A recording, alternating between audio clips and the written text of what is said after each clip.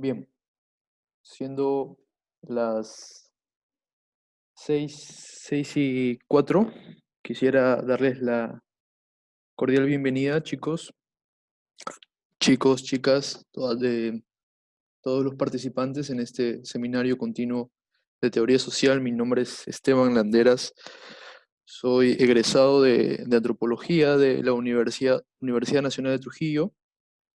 También soy coordinador de este seminario y futuramente me van a encontrar también como ponente, entonces nos vamos a ver muy seguido y espero que podamos entendernos y aprender todos juntos.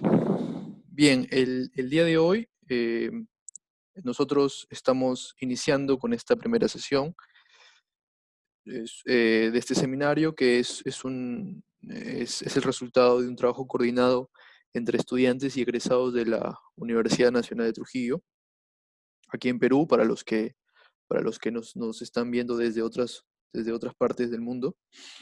Y, y bueno, reiterar mi agradecimiento por participar y espero que puedan aprovechar al máximo. Voy a explicar brevemente lo que vamos a hacer hoy. Bueno, el ponente de hoy es también un egresado de antropología de la Casa de Estudios que ya he mencionado, la Universidad Nacional de Trujillo. Luis Felipe Valle va a desarrollar el tema, la primera sesión, que es hablando con Marx sobre una teoría social universal. Y vamos a trasladarnos a través de las lecturas, a través de la interpretación teórica, para que podamos entender un poco más sobre este complejo pensador y muy importante pensador social, y más aún en estos tiempos de dificultades y de constante crisis. Bien, la dinámica es la siguiente, con todos. El ponente va a exponer de entre 40 a 50 minutos, dependiendo de las prórrogas que necesite. Se, se- Se va a mantener el chat abierto para que ustedes puedan escribir a lo largo de toda la exposición y no se les vaya o no se les quede las dudas. Todas las dudas que tengan, todas las preguntas que ustedes puedan generar a lo largo de esta exposición, escríbanla por favor en el chat grupal. Luego, el ponente, terminando su exposición, se va a dar paso a responder esas preguntas, en los cuales por tiempo y por un tema de dinámica no se va a poder llevar hasta la réplica, ¿verdad? Sin embargo, lo que nosotros pretendemos es que ustedes no aclaren totalmente sus dudas sobre Marx, sino ir al pensador, ir a los textos del mismo Marx a través de las dudas y las preguntas resueltas que hemos desarrollado en esta oportunidad. Ese es el objetivo de este seminario, de las cuatro sesiones que nosotros hemos dispuesto a través de los cuatro pensadores, los cuales ustedes ya conocen a través del correo y de la publicidad que se ha ido desarrollando en Facebook, ¿sí? Entonces, bueno, vamos a ir aceptando a los chicos, vamos a seguir tratando de agruparnos en la medida en que el docente, perdón, el ponente va a ir exponiendo. Sin nada más que decir, chicos, y nuevamente reiterar mi agradecimiento y darle la bienvenida a nuestro espacio académico de la UNT, de la Universidad Nacional de Trujillo, específicamente a nuestra Facultad de Ciencias Sociales. Y doy paso a nuestro ponente del día de hoy para que nos pueda desarrollar el tema. A ver, Luis, si ya nos puedes ir compartiendo. Gracias. ¿Sí se me escucha bien? Perfecto, sí, sí. Genial. A ver, buenas tardes, buenas noches, depende del horario en que se encuentren. Gracias, Esteban, por la presentación. Sí, bueno, mi nombre es Luis Valle, Luis Felipe Valles Mat. También, como dice Esteban, soy bachiller de Ciencias Sociales, especialidad en Antropología por la Universidad Nacional de Trujillo, acá en Perú. Ciertamente el día de hoy vamos a hablar sobre este primer gran teórico digamos, de las ciencias sociales, considerado así en todo caso, Carlos Marx, ¿no? Karl Marx, sobre esta supuesta teoría universal social, ¿no? Eh, Vamos a hablar en sí, digamos, al momento de presentárseme esta propuesta para hablar de Marx, obviamente tuve que hacer una revisión más allá de lo que ya, de las nociones generales que ya tenía sobre Marx, y encontré, digamos, algunas dificultades que ya lo voy a ir comentando, más que nada para también, como dice Esteban, ir generando la curiosidad en ustedes por no solamente quedarse con lo que acá les estamos dando, sino que también vayan ustedes a las fuentes y puedan también así enriquecer un poco más su conocimiento y bagaje respecto a este tema en particular o los temas que le puedan salir como tangentes o como también diverger, ¿no? Porque esa es finalmente la función del conocimiento, ¿no? No quedarse en una sola cosa, sino precisamente hacer, llevarnos una cosa a otra para poder complejizarlo y profundizar en ciertos procesos.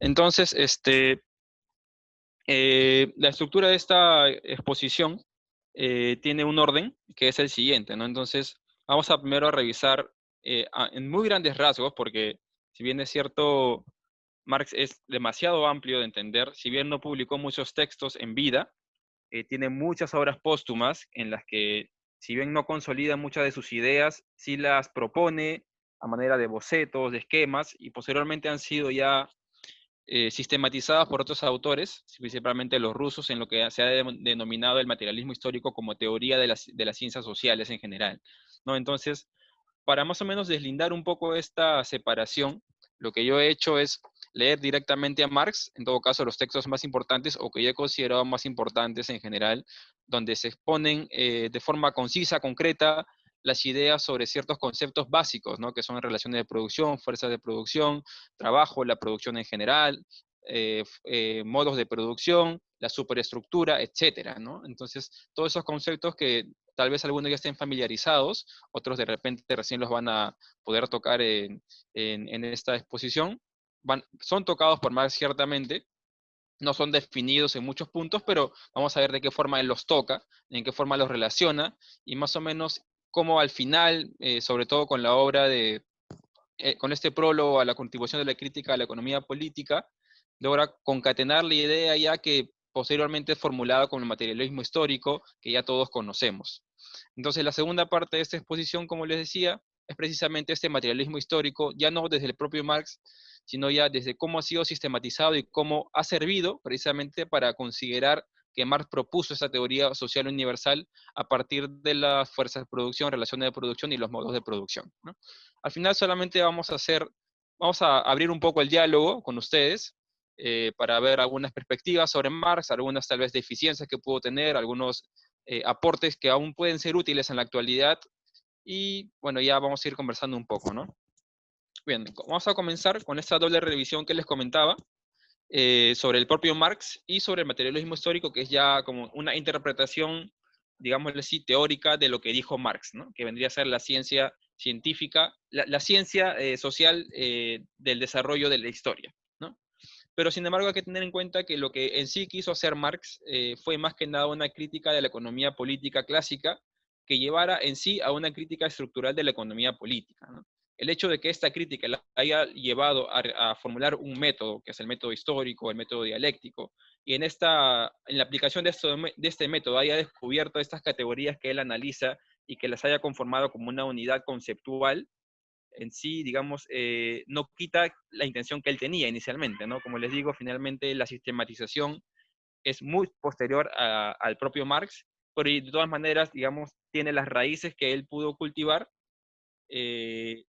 y nos ha servido, ¿no? Sobre todo en las ciencias sociales para entender muchos procesos, muchas realidades y sobre todo muchos fenómenos sociales, culturales, políticos y económicos sobre todo, ¿no? Entonces, vamos a iniciar primero con el clásico texto de Lenin, donde se expone sobre las tres fuentes del marxismo. ¿Sí? Este es texto escrito en 1917. Es muy breve, creo que son solamente 4 páginas, 4 o 5 páginas. Y lo que hace Lenin es exponernos de cuáles son las ideas, o en todo caso, cuáles son digamos, las corrientes que toma el marxismo, que las concatena y finalmente se crea el marxismo en sí mismo, ¿no? Entonces la cuestión es, ¿de dónde viene el marxismo? Lenin responde. Si bien la columna vertebral del marxismo, digamos, como es común entenderlo de esta manera, es la transformación social, digamos, esta postulación política del comunismo en sí, digamos, que es lo que proyectaba Marx, como es una crítica a la economía capitalista, digamos, se sustenta también en una propuesta, que es la propuesta del establecimiento del comunismo, ¿cierto? Digamos, y a partir de esta propuesta de transformación social es que Marx va a intentar buscar cuál es el motor de este cambio social, de las transformaciones sociales de la revolución social, ¿no? Por eso finalmente termina haciendo todo este análisis, ¿no? Y por eso mismo también, digamos, el marxismo en sí se consolida, y el mismo Lenin lo dice no con estas palabras, pero lo sustenta también, que es un ataque a la epistemología que también sustenta la burguesía misma, ¿no? Eh, entonces, la primera parte, que es la filosofía alemana, digamos en sí lo que extrae directamente de la filosofía alemana Marx, es esta noción de materialismo como filosofía en sí. Si bien Marx no es el creador de este materialismo, porque el materialismo tiene antecedentes tanto en la filosofía, sobre todo en Hegel y en Feuerbach, y sobre todo también en las ciencias naturales con el evolucionismo, ¿no? El evolucionismo en sí ya sentaba las bases de un materialismo, pero que tendía obviamente más a formular leyes naturales, no tanto leyes del orden social, que luego fueron extrapoladas y que de alguna manera también el marxismo tiene ciertos rasgos, ¿no? Porque incluso hay muchas referencias, en todo caso el elogio que hace Marx a la propuesta que tenía Lewis, ¿no? Sobre la evolución de las familias, etcétera, ¿no? Eh, Sin embargo, este materialismo lo que hace Marx es ya sentarlo dentro de la teoría social en general, ¿no? Lo que él quería era comprender el origen, el desarrollo y las categorías que corresponden netamente al cuerpo social, ¿no? Ya desligando toda la cuestión evolucionista natural, él quiere entender cómo funciona la sociedad en sí misma y cómo este materialismo podría servirnos, o sea, cuál podría ser la base del sustento para poder comprender este desarrollo, ¿no? Entonces, como les decía, los principales exponentes de este materialismo, de esta filosofía, son Hegel y su interpretación hecha por Feuerbach, y el principal logro de esta filosofía científica es lo que muchos hemos, o lo que conocemos como la dialéctica, ¿no? ¿Qué es la dialéctica en sí? Vendría a ser la doctrina del desarrollo en su forma más completa. En sí vendría a ser esta noción de la negación de la historia, que es en sí el proceso a través del cual se crean las transformaciones y las revoluciones sociales, ¿no? En particular, obviamente, Marx la entendía en su contexto y sobre todo con su intención como la confrontación entre el proletariado y la burguesía y la negación del proletariado hacia la burguesía para que poder acceder al comunismo, exactamente, ¿no? Entonces, esta negación obviamente tenía, digamos, más allá de ser un concepto metodológico, teórico, eh, científico de alguna manera, entonces también tenía esta carga política que apuntaba hacia entender la función del proletariado dentro de la sociedad burguesa, ¿no? Y obviamente toda esta lucha y esta unidad de contrarios, que también otra cuestión de la dialéctica, se sustenta sobre las bases materiales de la existencia, de ahí viene en sí ya, digamos, la apuesta del materialismo en la ciencia social y la organización de la producción y distribución de los medios de producción en general, ¿no? Que luego vamos a explicar a mayor detalle. La segunda fuente vendría a ser esta economía clásica inglesa, principalmente los exponentes son Adam Smith y David Ricardo, que es muy sencillo, digamos, lo que hace David Ricardo y Adam Smith es formular en todo caso, comprobar esta teoría del valor trabajo, ¿no? De que el valor de un objeto producido no es en sí, digamos, los materiales eh, eh, o simplemente la mano de obra, sino es en sí el conjunto de todas las relaciones que se producen para que este objeto sea como es, ¿no? El trabajo en sí, la fuerza física, la inversión de tiempo, etcétera, ¿no?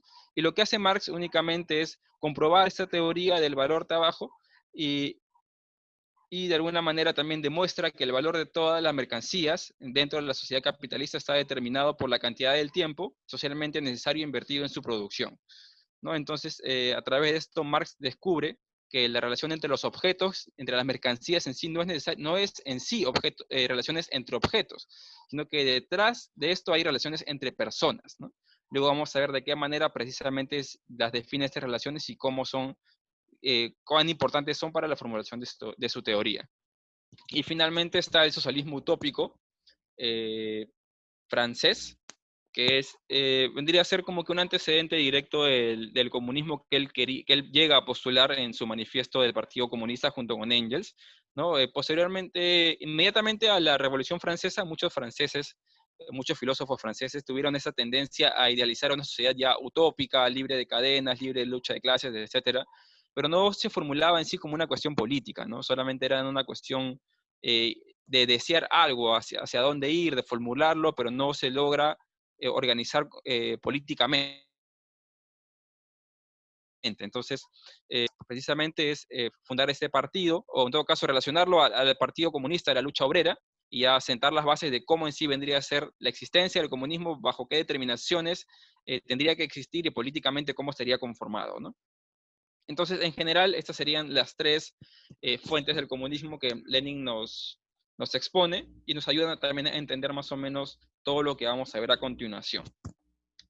Esta segunda parte, como les dije, ya vamos a tratar directamente de textos hechos por el propio Marx, ¿no? Que fueron publicados en vida, 3 de ellos, y uno de ellos, vamos a dar solamente una revisión muy, muy somera, si bien no fue publicado en vida, sí como que fue un documento que logró tener una revisión concreta y que posiblemente por una cuestión de tiempo simplemente no fue publicada. Entonces vamos a empezar con el primer texto de ellos, cronológicamente, para más o menos, porque más o menos la idea que he concretado en estas diapositivas es ir analizando categorías que se van a ir concatenando en cada uno de los libros o que se van consolidando, ¿no? Entonces, al final, en el último texto vamos a tener ya una consolidación de lo que vendría a ser las bases o el germen en sí del materialismo histórico que luego vamos a ver a grandes rasgos. La ideología alemana, el primer capítulo sobre Feuerbach, que se escribe, como este es póstumo también, no es seguro, pero se escribe entre 1845 y 1846, ¿no? Y se publica recién en el siglo XIX a principios. Entonces, muy generalmente, digamos, las ideas que trata este libro es sobre la relación entre las formas en que los hombres producen sus medios de vida y la relación de la naturaleza y la naturaleza de los medios de vida, para más o menos cómo estas relaciones condicionan o tienen correspondencia directa con la conciencia social. Entonces, digamos, la producción de los medios de vida en sí, en relación a la naturaleza de esos mismos medios, vendrían a conformar para Marx el modo de producción. Acá no está hablando directamente sobre relaciones, sobre fuerzas productivas, digamos, como que tiene otro nombre porque recién Marx está empezando a formular, ¿no? lo que vendría posteriormente a desarrollar. Entonces, producción de medios de vida, obviamente entendemos producción de alimentos, de vestimenta, de viviendas, digamos, todo lo que necesita el ser humano, o el hombre como él lo denominaba, para poder vivir. Y la naturaleza de dichos medios es obviamente cuál es la condición que genera la existencia o que se produzcan necesariamente estos medios, ¿no? Obviamente no hay directamente una alusión directa a las fuerzas productivas, pero se entiende que están existiendo de alguna manera precisamente por esa naturaleza que tienen para producir los medios de cierta manera. Entonces, estas dos categorías vienen a conformar lo que vendría a ser el modo de producción, es decir, la forma en que se manifiesta la vida social de un grupo en particular, ¿no? Y obviamente esta manifestación de esta vida, que vendría a tener este sustento económico, materialista, tiene que tener una correspondencia con la producción de los medios de vida en sí mismo, ¿no? Por eso hay una relación, ¿no? Estos dos conforman los medios de producción. Este medio de producción, manteniéndose en un nivel económico, solamente es eso, producción, digamos, relaciones económicas, pero entendiéndolo a un nivel superior, ya es una manifestación social de vida, porque hay interacciones que no solamente son económicas, sino que también de alguna manera escapan de este tipo de relaciones y que van conformando ya un estrato social un poco más complejo que lo simplemente económico. Por ejemplo, cuestiones ya de parentesco, digamos, ya llevándolo a un tema un poco más antropológico. Si estamos hablando de parentesco como una manifestación de la vida social, entendemos que estas estructuras de parentesco o estas relaciones de parentesco tienen que tener una correspondencia con la forma en que los hombres o el ser humano produce en sí. Y, digamos, y de esta vida, y de estas manifestaciones de la vida social, emana a su vez la producción de las ideas y representaciones.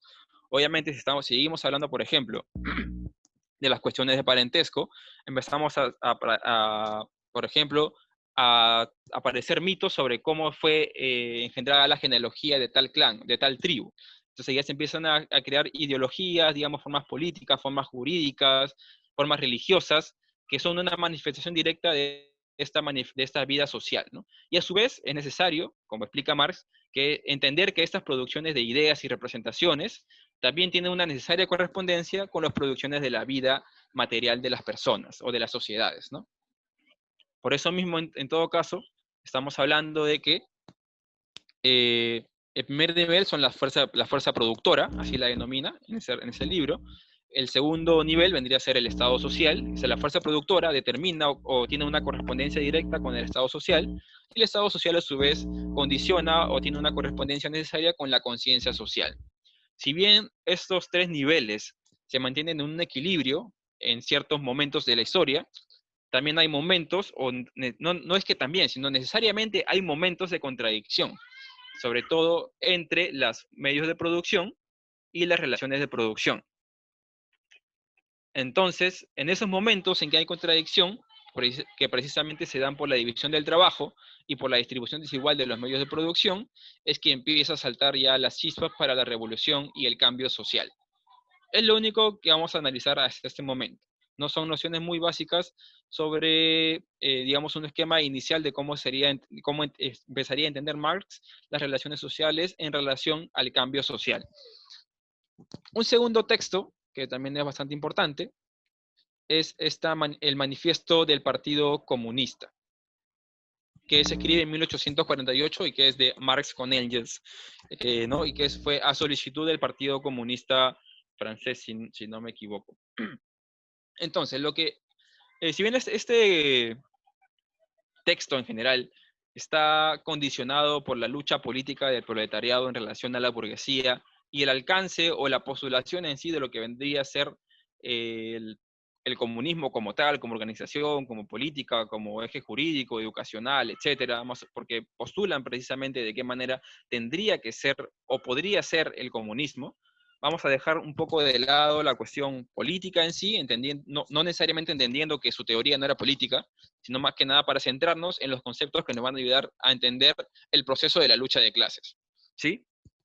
La premisa del libro es así de directa. La historia de la humanidad o la historia de las sociedades es la historia de las luchas de clases. Y en general todo el libro, si lo vamos leyendo, básicamente lo que nos expone es la lucha o de qué manera se ha engendrado la lucha entre la burguesía y el proletariado. ¿Sí? Toda lucha de clases tiene obviamente dos confrontados. Una clase dominante, o pueden ser algunas clases dominantes, y una clase dominada, o algunas clases dominadas, o en todo caso también clases intermedias, ¿no? Pero no vamos a tratar de eso porque queremos únicamente analizar la lucha de clases directamente. Entonces, permíteme un momento, por favor. Va.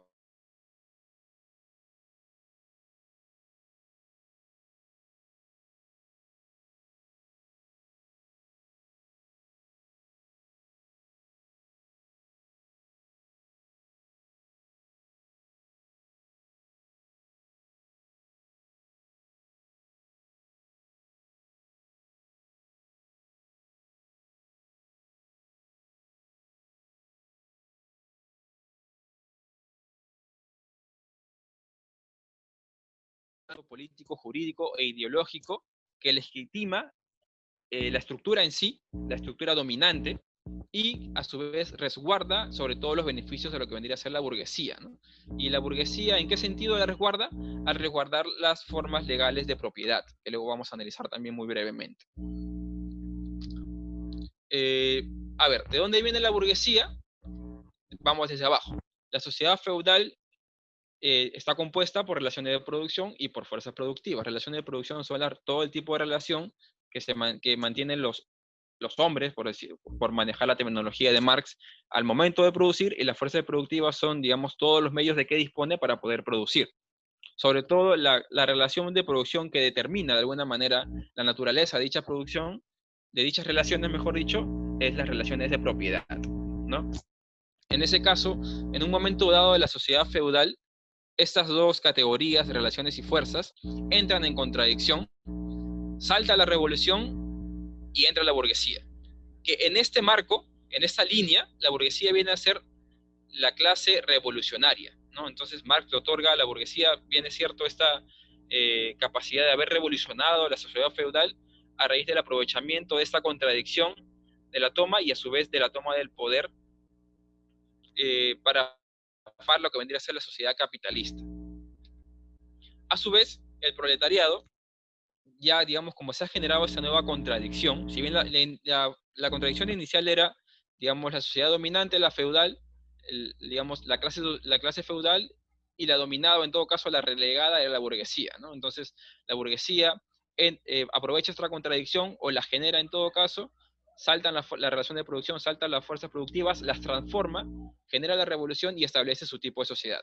Pero en esta sociedad que establece la burguesía, a su vez hay una nueva contradicción que la misma burguesía la está produciendo, que es con el proletariado, al generar dos clases igualmente confrontadas, ¿no? Entonces, esta nueva conformación de una nueva lucha de clases hace que el proletariado tenga este potencial revolucionario, digamos, con la intención de abolir o transformar, en todo caso, las relaciones de producción y fuerzas productivas, en este caso de la burguesía, y que a su vez generaría una nueva forma de distribución social que vendría a ser, para el caso de este libro, el comunismo.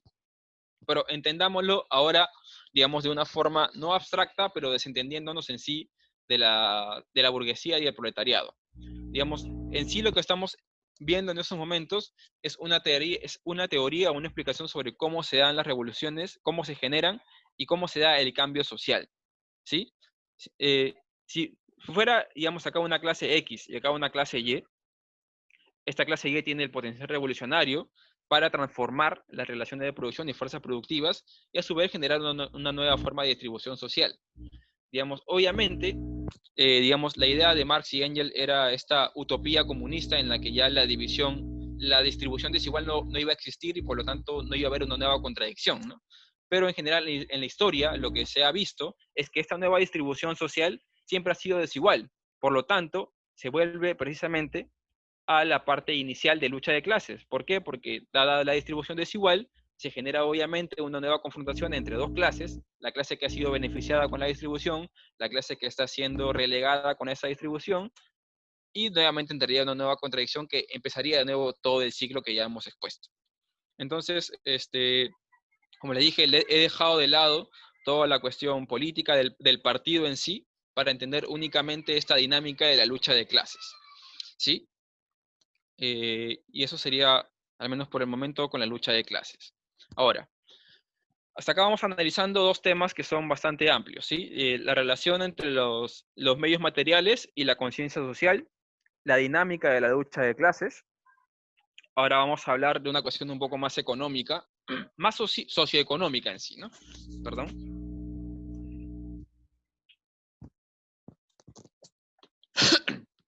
Con esta introducción a la crítica de la introducción general a la crítica de la economía política de 1857. ¿Sí? Este libro, el libro en general, es ya de un cariz mucho más económico que los anteriores. Los anteriores, digamos, son económicos en el sentido de que van entendiendo lo económico en relación a lo social, al cambio social. Pero en este caso, digamos, sobre todo en esta introducción, lo que más hace Marx es una explicación netamente económica de la relación de las categorías de la producción en sí, que vamos a ir viendo. Vamos viendo, ¿sí? Establece primero como que ciertas relaciones, relaciones entre individuo, producción y sociedad. La forma en que el individuo produce necesariamente es a través de un grupo particular de seres humanos o de hombres, es decir, de una sociedad. Sí, Marx acá empieza haciendo una crítica a la idea de este hombre económico aislado, que había sido digamos, el caballo de guerra que había manejado la ciencia burguesa hasta ese momento, para decir que el hombre siempre se había comportado económicamente de forma individual o de forma individualista. Entonces lo que Marx dice es que no, de hecho esto es mentira. Esta individualidad del ser económico, del hombre económico, simplemente es entendido por la burguesía, porque dentro de la sociedad capitalista el hombre está individualizado, debido a que, digamos, la forma de trabajo, la forma de producción hace que así sea. Pero si nos remontamos en la historia, de hecho, el hombre siempre se va perfilando más hacia la producción en grupos. Es decir, que el hombre, y ahí está, digamos, cuando aplica ese famoso término, es un zoon político, un animal político, en el sentido no solamente de que es animal social, porque muchos animales son sociales, sino que el hombre ha alcanzado cierto nivel de organización que le permite generar estructuras de producción y de reproducción social y biológica, ¿no? Entonces, cuando el individuo, la relación entre individuo y producción es en sí de una apropiación de la naturaleza. Cuando se habla ya de apropiación, estamos hablando ya de una forma de propiedad. Entonces, lo que Marx dice es que definir la producción, digamos, como en relación a una cuestión de propiedad es tautológico, porque de por sí ya la apropiación misma de la naturaleza es una cuestión de propiedad. La relación entre producción y sociedad debe entenderse no de forma directa, sino en relación a un grado de desarrollo social particular en la época. Obviamente, cuando vamos a hablar, por ejemplo, de producción en la época feudal, estamos hablando de cómo era caracterizada la producción en esa época. No podemos extrapolar la producción en general para entenderla, digamos, históricamente, que ha sido en todas las épocas igual, sino que tenemos que caracterizarlo históricamente, socialmente, económicamente, geográficamente, para entender una producción en particular. Sin embargo, Marx dice que hay categorías de la producción, digamos, que se pueden abstraer, ¿no? En la producción en sí se puede abstraer, porque hay categorías que sí son comunes a todos los tipos de producción, que luego vamos a ir viendo, ¿sí? Digamos, esta relación entre individuo y producción, esa relación entre producción y sociedad, y digamos, ya toda esta forma, digamos, en que el individuo se relaciona con la naturaleza, con la producción, con la sociedad y en general en cierto grado de desarrollo, viene a conformar lo que es una forma de producción. ¿Sí? Una forma, no un modo de producción. Hay una diferencia, ¿no? Acá solamente estamos hablando de una relación directa entre sujeto, trabajo, producción, sociedad y época. No es una forma en que se ha producido en cierta época en particular, en cierta sociedad en particular, en ciertas condiciones naturales y sociales en particular, ¿sí? Esta forma de producción genera sus relaciones de derecho y sus formas de gobierno. ¿De qué manera y para qué? Precisamente para sustentar o para legitimar estas formas de propiedad y para poder, obviamente, reproducirse social y económicamente. Y obviamente estas relaciones de derecho tienen que tener una correspondencia, y acá volvemos un poco a lo de Feuerbach, la ideología alemana, el primer libro que vimos, de que esas relaciones de derecho tienen que tener necesariamente una correspondencia con lo que son la forma de producción y también igualmente las formas de gobierno, ¿no? Una relación directa con las fuerzas productivas y relaciones de producción. Ahora, estas son las categorías que les decía, ¿sí? Son categorías abstractas en cierto sentido, pero que permiten poder analizar la producción en cualquier época a partir de ellas. Al menos eso así lo creía Marx, ¿sí? Estas categorías son 4. Producción, no producción en general, sino ya producción, digamos, como forma de trabajo. Distribución, consumo y cambio. Sí, todas ellas en general tienen que ver con el individuo. Son momentos de la producción en general. Si acá ya Marx está siendo un poco abstracto, ya no está, digamos, siendo concreto, digamos, no está refiriéndose a una época, a una historia en particular, sino ya está postulando precisamente una forma teórica, una forma conceptual. ¿Sí? El individuo, en relación a la producción, es apropiación social. El individuo socialmente, nunca aislado, el individuo siempre produce socialmente, se relaciona de esa forma con la producción. ¿Cómo se relaciona con la distribución? En la forma en que participa de la misma, no tanto de los medios de producción como de los objetos de la producción. El individuo, ¿cómo se relaciona con el consumo? A través de la conversión de un quantum de lo que ha ganado o digamos, de la forma en que se genera esta, digamos, la compra-venta o la oferta-demanda, etcétera, para poder generar este intercambio con el producto generado y poder así consumir lo que la producción ha generado. ¿Y cómo se relaciona el individuo con el cambio? A través de la apropiación individual, ¿no? Entonces ya, no, acá está al revés, perdón. Acá era cambio, y acá era consumo, ¿no? O sea, la conversión en sí viene a ser, obviamente, yo cambio mis monedas por un producto, y el consumo en sí ya, yo individualmente, esto sí es una apropiación individual, a diferencia de la producción en general, individualmente me apropio ya del producto que se ha generado en el proceso productivo, ¿no? Entonces, perdón, acá ha habido un traspié, ¿no? Acá va cambio y acá va consumo. Pero creo que se entiende. Ahora, en general, Marx establece que hay una relación dialéctica entre lo que es la producción y lo que es el consumo, ¿sí? ¿De qué manera se relacionan? De alguna manera, la producción es también consumo. ¿Cómo? Este, Porque se consume, no, mejor dicho, la producción entrega al consumo el objeto que ha producido para que se pueda generar el consumo, crea a su vez o produce al sujeto que va a consumirlo, porque crea en todo caso, digamos, una forma de consumir ciertos productos, ¿no? Obviamente, por ejemplo, cuando se produce un tipo de gaseosa, no te lo dan en bolsita o no te le dan, digamos, el líquido en sí, te lo dan en una botella con una tapa, ¿no? Es una forma de consumirlo, ¿no? Y obviamente es la dinámica es tú vas a la bodega, vas al supermercado, lo compras la botella, lo abres y la consumes directamente, ¿no? Entonces, lo que hace la producción en sí es generar el objeto y la forma en que se va a consumir este objeto, ¿sí? En todo caso, lo que está haciendo es producir un tipo de sujeto particular al que va destinado este objeto. Sí, obviamente, si tengo personas, digamos, sin ánimos de ser ofensivo, si los seres humanos no tendríamos brazos, no tendría sentido generar botellas, ¿no? Porque no habría digamos, cómo se consumiría esta gaseosa a través de este medio, tendría que generarse una nueva forma, ¿no? Entonces, por eso, digamos, esta producción de los sujetos, en particular para el consumo, en particular también de un producto igualmente particular, valga la redundancia. Y a su vez genera la producción este instinto de consumo, ¿no? Obviamente ya Marx está yendo un poco más allá de lo netamente económico para postular ya como que la producción en sí genera esta necesidad en las personas de siempre estar consumiendo, ¿no? Ya, digamos, podría entenderse como una referencia directa al consumismo que estamos viviendo en estos momentos de la historia. Permítame un momento, por favor.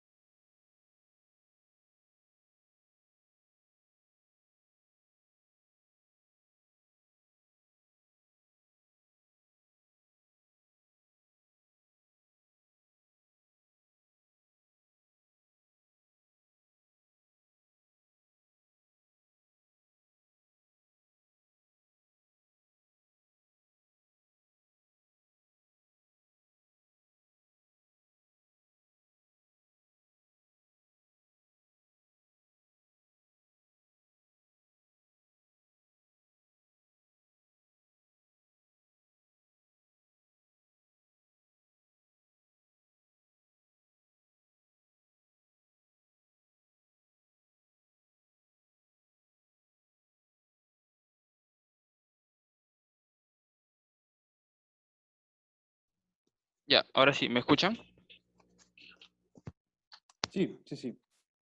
Disculpen, tuve problemas técnicos, ya estoy de vuelta. A ver, entonces volvemos. A ver, ya va. Este de acá. Listo. Entonces, eh, decíamos que la producción le da esto al consumo.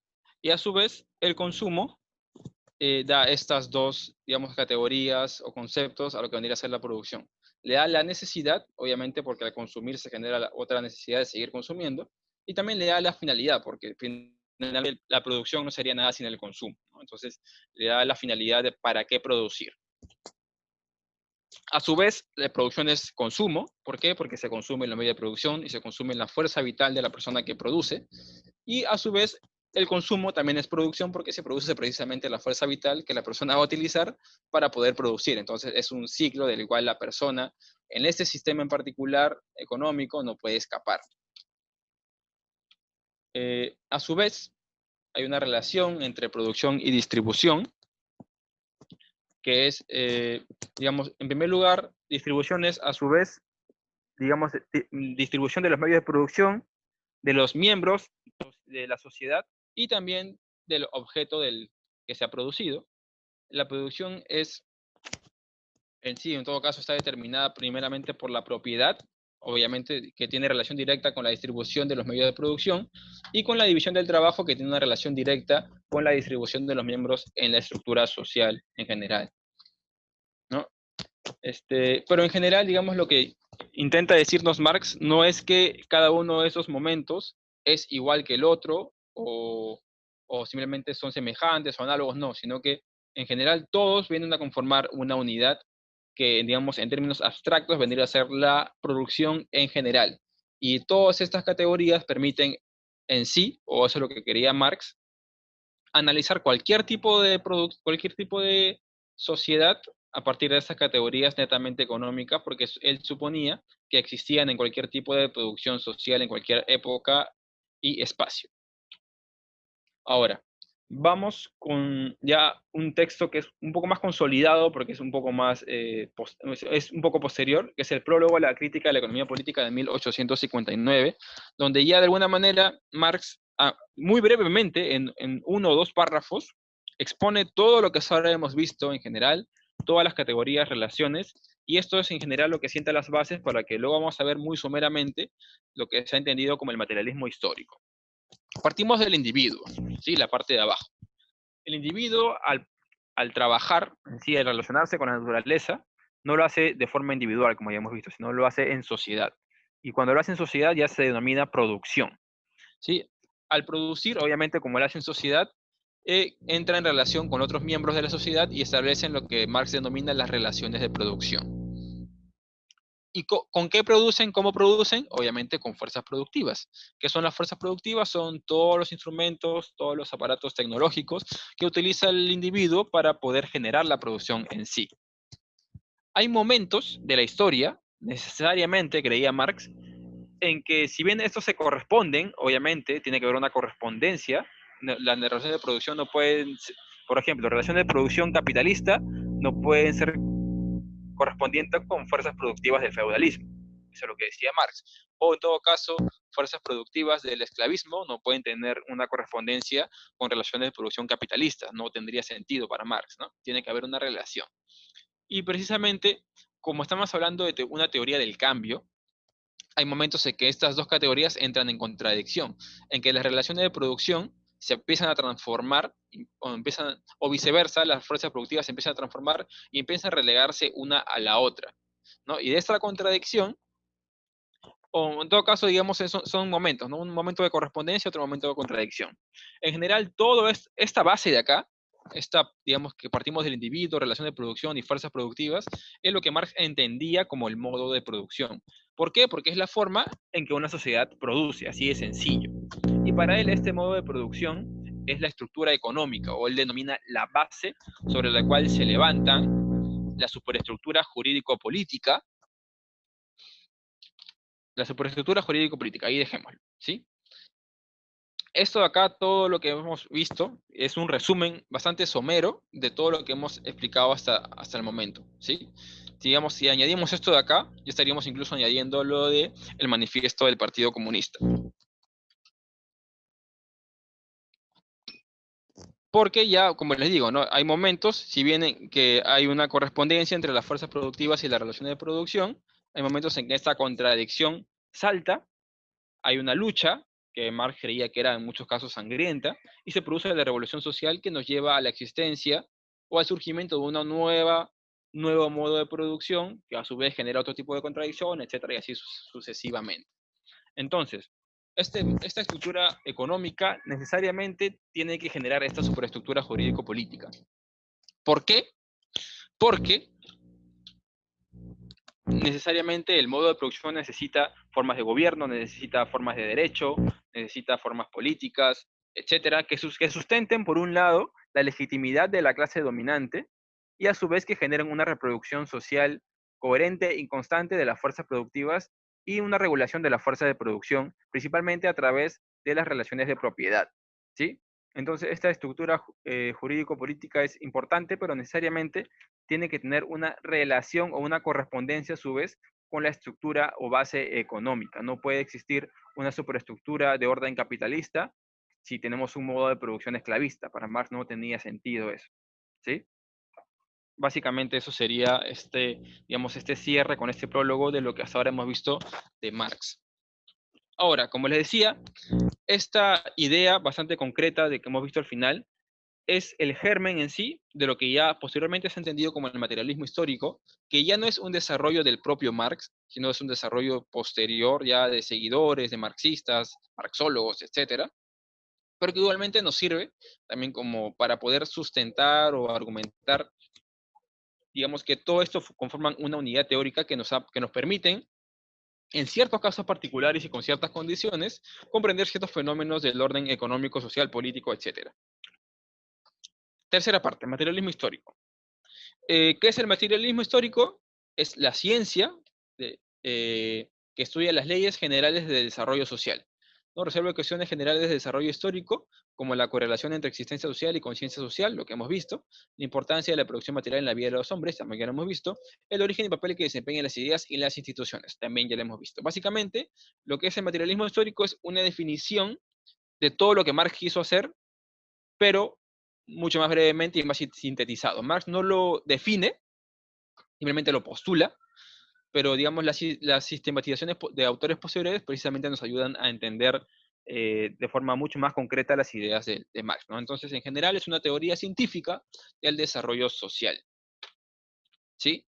Acá hay un esquema de Oscar Lange, luego ya cuando le pasemos la bibliografía les voy a compartir esa lectura y este esquema que lo he modificado brevemente para añadir algunas otras leyes del desarrollo social según el materialismo histórico, ¿sí? Pero que es muy importante para entender todo el esquema general que maneja el materialismo histórico para entender a la sociedad, ¿sí?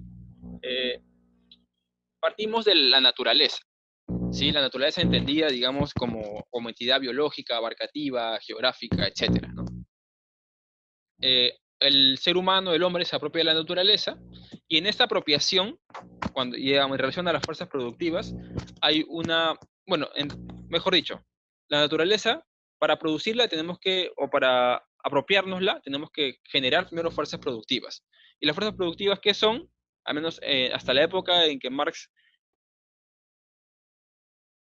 venía a hacer, es a su vez una apropiación de fuerzas productivas para apropiación de la naturaleza, ¿no? Entonces, nosotros, por ejemplo, extraemos el cobre para poder generar herramientas que nos van a ayudar a transformar otras formas de naturaleza para poder producir. Entonces, obviamente, esta transformación es, digamos, para esta transformación aplica la primera ley del desarrollo progresivo de fuerzas productivas, ¿no? De que las fuerzas productivas están en constante desarrollo eh, y su fuente siempre es la naturaleza.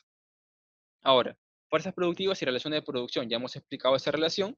En esta relación participa esta segunda ley del materialismo histórico, que es la ley de correspondencia de relaciones de producción con el carácter de las fuerzas productivas. Ya hemos explicado también, ¿no? Para Marx sería que no puede haber una correspondencia o tiene que haber una correspondencia entre estas categorías y en el momento que surge la contradicción es porque va a generarse el cambio, ¿no? Entonces, esta ley, digamos, esta relación se establece como una ley. Fuerzas productivas y relaciones de producción son las que en sí conforman el modo de producción, ¿no? La forma en que una sociedad en particular produce y se relaciona respecto a este modo de producir, a esta forma de producir.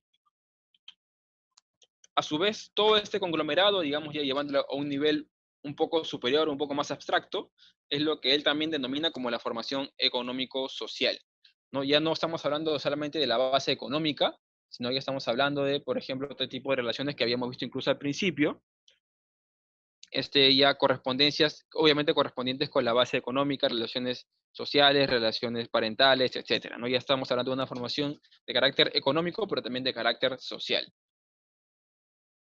A su vez, este modo de producción o esta base económica sustenta o tiene correspondencia o de la cual emana una superestructura que también ya hemos visto, y en esta relación participa esta tercera ley, que es la ley de la relación entre la base real, la base económica, como la denominaba Marx, y la superestructura, ¿no? A su vez, en esta superestructura, o mejor dicho, junto a ella, hay vestigios de superestructuras de antiguas formas sociales y también hay brotes de superestructura de la formación social futura, ¿no? La superestructura nunca está limpia, siempre está como que con estos rezagos de producciones anteriores y también con esos brotes o con estas, digamos, ya tendencias al cambio en sí misma, ¿no? Y obviamente también, digamos, algo que tal vez no está acá, digamos, estos mismos vestigios y estos mismos brotes también existen acá en la base económica y son precisamente los que van a generar la contradicción entre estas dos categorías. A su vez, estas relaciones de producción son las que generan la ley de la lucha de clases, obviamente cuando son transformadas en relación a las relaciones de propiedad, se genera la lucha de clases y, digamos, termina de consolidar esos brotes de una nueva superestructura, y a su vez también la ley del tránsito del viejo al nuevo modo de producción, que vendría a ser, digamos, esa lucha de clases y de una forma mucho más general ya entendida como el cambio social que produce el cambio de una sociedad antigua o de una sociedad, digamos, ya abolida hacia un nuevo modo de producción. Bueno, hasta acá, básicamente, el materialismo histórico es la forma en que es formulado, ¿no? Ya acá vendría a ser ya, digamos, toda la formulación teórica, conceptual, de lo que hemos visto de Marx, materialismo, y todos los conceptos básicos que maneja Marx para entender a la sociedad y sobre todo esta teoría del cambio que vendría a ser el materialismo histórico, ¿no? Teoría científica del cambio y el desarrollo social, ¿sí? Eh, Ahora vamos a entrar a una cuestión ya que espero de repente conversar un poco más, ¿sí? Porque son cuestiones ya un poco más de interpretación en sí mismo. No he querido quedarme obviamente con la lectura, sino también interpretar un poco, de repente añadir algunas ciertas cosas. Perspectivas. El marxismo es, a grosso modo, o grosso modo, un sistema de explicación de la historia mediante la economía productiva, directamente. No pretendía Marx, como ya dijimos al principio, generar en sí esa teoría materialista del desarrollo, sino que básicamente se sustentaba en la economía productiva, ¿no? Y a partir de ello la contradicción, la lucha de clases, y lo que terminó obviamente en su esfuerzo por comprender esa relación en todo lo que ya hemos explicado. A su vez, el marxismo proporciona explicaciones históricas importantes. Sin embargo, hay condiciones que hay que tener presente porque, digamos, no podemos aplicar marxismo para todo. Eso es erróneo, ¿sí? No podemos ir a una comunidad, a una sociedad o entender ciertos cambios, ciertas políticas desde el marxismo sin saber que hay condiciones necesarias para aplicar el marxismo. Y no solamente pasa con el marxismo, pasa con muchas de las teorías, por no decir todas las teorías clásicas, ¿sí? Luego vamos a ver, cuando sigamos viendo otros autores, vamos a entender que hay contextos en los particulares en los que ellos formularon sus teorías y que aplicaban simplemente para ciertos casos, más no para todos. ¿Ok? Entonces, estas condiciones serían las siguientes. Aplicamos marxismo cuando los problemas de producción desempeñan un papel importante, ¿no? Por ejemplo, en sociedades primitivas escapan al radio de acción del marxismo, ¿no? Y digamos, el intento del marxismo estructural, tal vez muchos no tengan esta noción de esta esta tendencia teórica que surgió a partir de los 60, 70, pero fue precisamente un intento de consolidar marxismo con antropología para estudiar, para aplicar marxismo a comunidades primitivas. Obviamente no fue muy fructífero, o por no decir que no fue fructífero en absoluto, porque las categorías que aplicaban no, simplemente no tenían mucho sentido. Entonces tenían que trastocar demasiado el marxismo y terminaba no siendo en absoluto marxismo, ¿no? Hay muchas críticas a esta tendencia porque simplemente el marxismo no se puede aplicar a este tipo de sociedades. Ahora, los factores de contacto entre culturas no deben intervenir. El análisis cultural escapa al marxismo. Incluso hay textos, sobre todo hay una carta de Engels, la que yo siempre recuerdo, en la que desdeñaba las cuestiones culturales, ¿no? Las cuestiones de tradición, costumbres, decían que simplemente eran como que cuestiones ideológicas que no permitían el desarrollo total de la sociedad y sobre todo detenían el avance del proletariado en su lucha revolucionaria, ¿no? Incluso también cuando hablamos de Marx, la religión, el opio de la sociedad, etcétera, digamos como que siempre hay una actitud a entender las cuestiones culturales, digamos, como cuestiones ideológicas que se oponían en sí a la búsqueda revolucionaria del proletariado. Entonces, precisamente, al analizar todos estos conceptos, no hay una aplicación o no hay un concepto o categoría que nos permita analizar problemas culturales, ¿no? Solamente se mantiene lo económico, social y lo político y conflictivo. Y quizá un poco lo jurídico, ¿no? Por el lado de la propiedad, pero ni siquiera tanto. Entonces, estos factores de choque entre culturas, de dominación, etcétera, cultural, obviamente simbólica, no podemos aplicar el marxismo para entender estos procesos. A su vez, es incapaz de dar explicaciones cuando aparecen factores psíquicos importantes, ¿no? Ya, básicamente es como se deslinda del anterior, ¿no? Por ejemplo, cuando hablamos de religión, racismo, reacciones afectivas, evolución de concepciones de materia sexual, tabúes, cambios lingüísticos, etcétera, el materialismo, el marxismo en general, no nos permite el entendimiento de estos fenómenos, de estos procesos. En general, el marxismo no debe ser ni subestimado, porque es una teoría importante para entender procesos económicos, y en todo caso bases de sociedades que se sustentan en lo económico, pero tampoco debe ser sobreestimado como una teoría como que absoluta, vigente en la actualidad, porque simplemente no lo es. Tiene sus deficiencias como toda teoría, pero también tiene los aportes necesarios que han permitido que la teoría marxista subsista hasta la actualidad y sea aplicada, no completa, pero sí con digamos, ciertas reservas a ciertos casos, ¿no?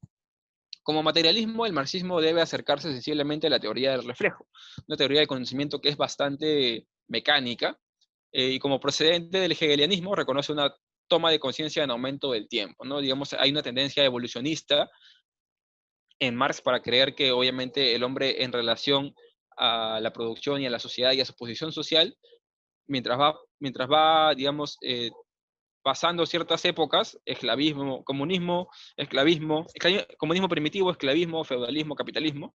Supuestamente en el capitalismo ya es la conciencia máxima, ¿no?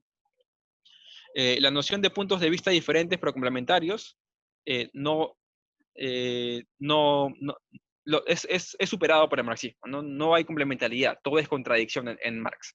La imposibilidad de abarcar la totalidad del objeto, porque Marx creía que, digamos, con la noción de la totalidad concreta, él podía abarcar mentalmente, digamos, cognitivamente todo el objeto y entenderlo en su totalidad. Sabemos que en la actualidad eso no es cierto, ¿no? Hay muchos procesos heurísticos, fenomenológicos, que ya, digamos, son postulaciones que precisamente desmienten esta forma de conocer la realidad, ¿no? La concepción del mundo y la cultura global también escapan un poco de lo que vendría a ser el marxismo, porque obviamente no era la época propia para la formulación de su teoría. A ver, ahora por último, marxismo en la actualidad. Más o menos he puesto algunos ítems o cosas importantes que nos permitirían realizar un marxismo en la actualidad o en todo caso postularlo para ciertos casos, ¿no?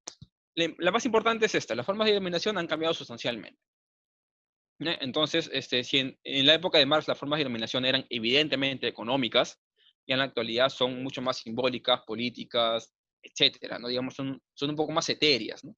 Sin embargo, entendemos y sabemos sobre todo que también tienen una base o un principio o un sustento económico, ¿no? En muchos casos, no en todos, ¿no? Entonces, aplicar marxismo en esos casos, con ciertas reservas, como ya había mencionado, sería útil para entender precisamente cómo se conforman estas simbologías, estas políticas, estos discursos, y, digamos, podría ser una forma de aplicar el marxismo en la actualidad. En primer término, es un método de análisis económico destinado a criticar la sociedad capitalista. Eso hay que tenerlo claro.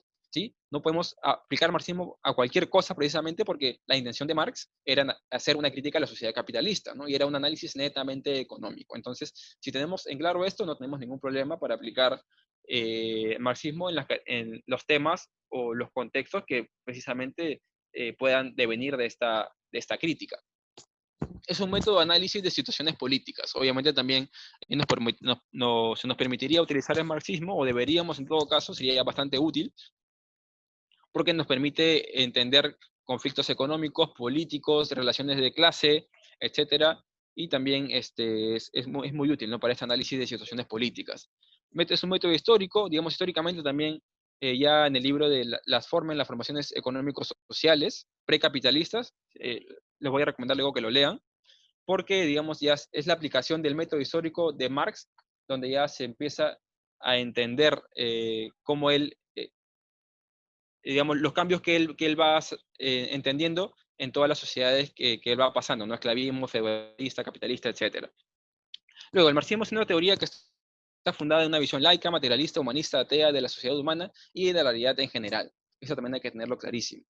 Es una teoría desde la cual se puede ofrecer una perspectiva acerca de todos los ámbitos de la experiencia humana, en la medida en que la economía, la política y la experiencia histórica atraviesan usualmente toda la experiencia humana, ¿no? Y por último, también, digamos, hay muchos puntos importantes del marxismo en cuanto a la relación que hay entre naturaleza y sociedad, ¿no? Para entender, digamos, cuestiones ecológicas, problemas ambientales, etcétera. También sobre individuo y estructura, para más o menos entender cómo es que el individuo es conformado o es construido, es producido por la política, por los discursos, por la lucha de clases, etcétera, por la superestructura ideológica, jurídica, etcétera. También es muy interesante aplicar el marxismo por esos temas. Y también es, en alguna manera, o en muchos sentidos, una teoría sobre el conocimiento, que es un poco mecánica, pero digamos a partir de las relaciones antes expuestas, naturaleza, sociedad, individuo, se podría extraer una teoría del conocimiento materialista que actualizada podría llegar a ser muy, pero muy interesante, ¿no? Y eso creo que es todo de mi parte, al menos en cuanto a exposición, ¿no? Ahora, Esteban, te doy la palabra, si no me equivoco. Sí, sí, bien, bueno, hoy bueno, lo que toca ahorita es realizar una especie de conversación sobre, más que todo sobre las dudas que ustedes han podido presentar o los comentarios, aportes. Me gustaría que lo vayan escribiendo en el chat, por favor. Y de igual forma a nuestros participantes en Facebook, también sería importante que vayan construyendo sus preguntas, vayan elaborando o comentarios, críticas sobre lo expuesto por el ponente para poder ir conversando. Bien, mientras van elaborando las preguntas, que espero que los tengan porque ha sido una exposición muy, pero muy densa y por lo tanto entiendo que pueden haber existido o existen muchas dudas que es necesario plantearlas ahorita para poder desarrollar esta idea de seminario, ¿no? Y que ustedes salgan con una idea de este encuentro. Pero mientras tanto, me gustaría empezar a mí como moderador en esta oportunidad preguntando, justamente, no sé si podríamos ir al final, Felipe, para poder abrir ahí una pregunta de debate, al final de las diapositivas. Va, ya esa. Ya, école. Sí, a ver, es muy interesante cuando hablamos de, del tema del método de análisis histórico, ¿no? O sea, sabemos, y tú muy bien lo has explicado, que el materialismo histórico es más que todo un- una ciencia, por decirlo así, que se parece a la sociología, pero que es más creado por los marxistas. Mm, eh, Más que los propios Marx, ¿verdad? Más que el propio Marx. Entonces, mi pregunta iba a, en tu interpretación, ¿no? O sea, en este esquema y en estas categorías marxistas que que se ha podido establecer a lo largo de todo el desarrollo de Marx, su desarrollo intelectual, ¿cuáles podrían ser o qué tipo de ideas o de planteamientos básicos de este materialismo histórico podrían ser como que irrevocables en el método histórico, por lo menos para investigadores como antropología y como sociología, ¿no? O sea, ¿qué crees tú que no puede ser irrevocable? O sea, que ya se quedó para la historia de la ciencia. Ujú. Va, ¿voy respondiendo o esperamos de repente No, de sí, más sí, preguntas para luego? vamos respondiendo para que los chicos Va, vayan haciendo las preguntas. Acá yo lo estoy viendo ya, vale, no te vale, preocupes. vale. Creo que, digamos, a menos lo que yo rescato, sobre todo para ciencias sociales o científicos sociales como somos, antropólogos, sociólogos, lo que sí no podemos, digamos, desacreditar del marxismo, del materialismo en general, es el haber entendido que, digamos, mm, al menos digamos como una cuestión histórica, de alguna manera evolucionista, originaria, que todos surgimos, digamos, de cuestiones materiales, ¿no? Entonces, la producción, esta cuestión de las relaciones sociales, me parece que la forma en que nos relacionamos socialmente para poder producir, o en todo caso, para tener una finalidad económica o de subsistencia, de sobrevivencia, creo que es, al menos creo yo, lo principal para no abandonar, ¿no? Obviamente ya, digamos, si actualizamos un poco el marxismo sobre teorías que han sido ya un poco más, no necesariamente marxistas, sino ya de un corte más, ¿cómo podría decirlo? Bueno, usaré el término, no sé si todos estén familiarizados, pero con el término del estructuralismo, entendemos que obviamente ya desde las propias relaciones en sí, de donde emanan mucha más, de las propias relaciones sociales, donde emanan muchas más interacciones, fenómenos o procesos que de las, digamos, relaciones económicas netamente, ¿no? Entonces, el mismo Godelier, que inicialmente era un marxista a rajatabla, en uno de sus últimos libros, termina diciendo que de hecho él estaba equivocado, o se considera que estaba equivocado, al decir que las relaciones de producción eran las más importantes o las que determinaban la forma en que se organizaba una sociedad, ¿no? Sobre todo en sociedades primitivas, que es lo que él más estudiaba como antropólogo, como etnólogo, etnógrafo, él entendió, y lo dice, que lo que él consideraba más importante ahora eran las relaciones simbólicas se suscitaban entre las personas, porque era de ellas, para el caso particular de estas sociedades, de donde emanaban, digamos, mucho más fenómenos, procesos culturales que determinaban o que se conformaban luego como una superestructura que era mucho más fuerte o más rígida que la superestructura ideológica, digamos, que la superestructura económica, ¿no? Que emana de la cuestión económica. Entonces, creo que si bien puede haber, digamos, este desfase o, digamos, este entendimiento precisamente porque, por lo que comentaba, ¿no? Digamos, el marxismo no puede ser aplicado a cualquier sociedad. El marxismo nace para entender la sociedad capitalista, ¿sí? Sin embargo, la importancia de este tipo de relaciones y entenderlas, entender que tienen un sustento y que tienen un efecto sobre todo, ¿no? Creo que es, digamos, ya llevándolo a un plano un poco más abstracto, ¿no? No necesariamente relaciones de producción, sino relaciones sociales que se sustentan en un interés común particular que no necesariamente es consciente, de sobrevivencia, de subsistencia, digamos, de generar alguna colectividad, cohesión, como ya luego vamos a ver en Durkheim, el otro fin de semana, y que genera a su vez, digamos, fenómenos, procesos, superestructuras que de alguna manera se convierten o, digamos, como que se vuelven externas a los sujetos y que de alguna manera también empiezan a condicionar la forma en que ellos se van a relacionar en sí mismos, ¿no? Entonces, creo que eso es quizá lo más importante y lo que nunca se ha dejado de lado en Marx. Ojo, ¿no? Porque muchas teorías, aún contradiciendo al propio Marx, digamos, sobre el carácter económico, lo contradicen más sobre el carácter económico que sobre la forma en que entendía las relaciones sociales, ¿no? Entonces, de mi parte sería eso, ¿no? Ok, hay algunas preguntas desde Facebook, te las voy a leer y Va. para ver si lo vamos respondiendo. Ok, la primera pregunta es de Percy José Paredes Villarreal. Dice, ¿el manifiesto comunista es del Partido Comunista? A ver, claro, el manifiesto comunista le pide el Partido Comunista francés, si no me equivoco, no estoy seguro, de París, se lo solicitan a Marx y a Engels para que lo redacten. ¿no? Entonces sí, es un manifiesto, incluso el título es Manifiesto del Partido Comunista, ¿no? Porque Marx y Engels lo escriben a solicitud del Partido Comunista francés o de París, no estoy seguro, pero sí, tiene relación directa con el Partido Comunista. Ok, otra pregunta también de Facebook es, ¿por qué? Bueno, José Espinola nos pregunta, ¿por qué el marxismo? Me refiero a, me imagino que está preguntando por qué estamos hablando del marxismo, ¿no? ¿Por qué el marxismo? ¿Acaso no hay teorías más completas para estudiar los fenómenos que apenas aborda esa teoría? O sea, me imagino que los fenómenos que intenta estudiar el marxismo, ¿no hay otras teorías que lo puedan abordar mejor? Más o menos parafraseando la participación de José Ujú. Espinola.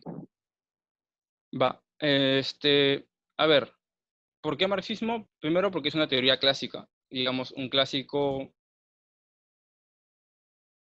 más allá de ser, digamos, históricamente importante, siempre deja huella, ¿no? Siempre deja huella, o sea, como crítica, como continuidad, como aportaciones, o sea, y como les digo, o sea, Marx siempre es criticado, siempre es citado, siempre es continuado, siempre es reinterpretado.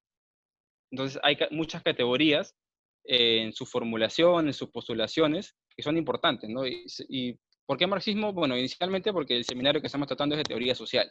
La teoría social no solamente es teorías que son pertinentes o que son coherentes con una totalidad, sino que son teorías que han aportado en cierto grado a la teoría social, antropológica, etcétera, ¿no? Entonces, creo que por eso estamos hablando precisamente de Marx, porque es importante, porque es quizá uno de los primeros que logró concatenar, logró unificar muchas categorías que antes estaban sueltas y formular, digamos, esta teoría histórica, ¿no? Del materialismo. Entonces, creo que son muchos puntos, ¿no? De por qué, podríamos responder de por qué estamos hablando de Marx, pero me quedaría simplemente con esos. Claro, un poco para agregar es que toda teoría clásica necesita haber sido primero postulada para que la ciencia avance, ¿no? Y todas las teorías nuevas que se han venido o todos los avances de interpretación de la sociedad se deben a que critican o interpretan de otra manera las teorías clásicas y eso es muy, muy importante. Ok, Percy José Paredes también nos pregunta, ¿cómo utilizamos las categorías de Marx para interpretar la realidad del país? ¿Cómo podríamos, me imagino, podríamos caracterizar a la sociedad peruana en estos tiempos, me imagino que en estos tiempos de pandemia o en estos tiempos tan difíciles, haciendo uso de la categoría marxista? O sea, básicamente es ¿cómo podríamos aplicar marxismo a la sociedad peruana? Sí, sí, sí, ¿No? parafraseando de esa forma, ¿no? Sí, sí. Eh, pues bueno, yo creo que tendríamos que empezar, en todo caso, si bien, por ejemplo, Marx, en su libro sobre, bueno, en su texto sobre las formaciones económicas precapitalistas, hacen mención a este imperio incaico con el modo de producción oriental. Ya estaríamos partiendo de cómo de repente entender la prehistoria peruana o la historia precolonial con una perspectiva marxista, ¿no? Entenderlo de esta forma de producción en particular, que tenía relación de producción en particular, fuerzas productivas en particular, etcétera.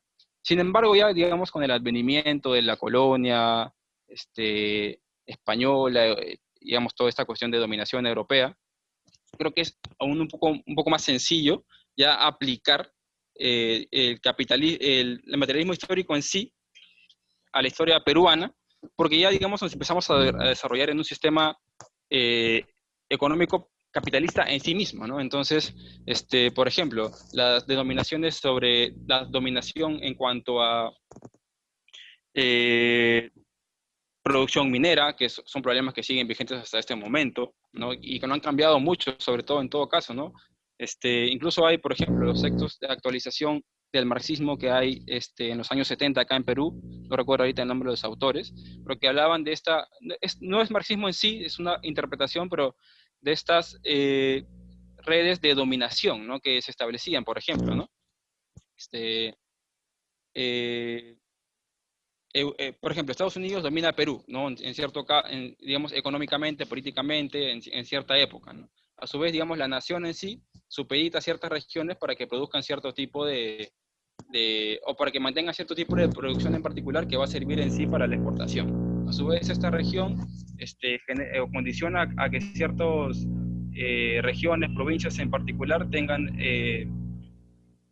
mantengan, digamos, cierto nivel de fuerzas productivas, de relaciones, para que puedan servir a la red mundial, ¿no? Entonces, acá hay una forma de entender marxismo, digamos, de forma un poco ampliada, y obviamente ya dentro de todas estas categorías, dentro de estas cadenas de dominación, por eso le decía, incluso al final cuando hablábamos de perspectivas, hablábamos sobre todo de cómo aplicar marxismo en la actualidad y cómo han cambiado las formas de dominación, ¿no?